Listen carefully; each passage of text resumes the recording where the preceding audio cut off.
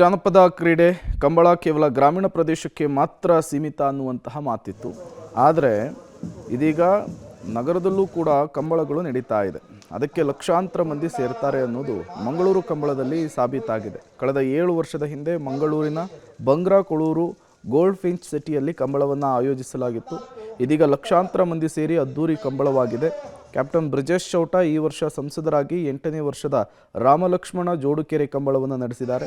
ಈ ಬಾರಿಯೂ ಕೂಡ ದೇಶ ವಿದೇಶಗಳಿಂದ ಲಕ್ಷಾಂತರ ಮಂದಿ ಆಗಮಿಸಿ ಕಂಬಳವನ್ನು ಪ್ರಶಂಸಿಸಿದ್ದಾರೆ.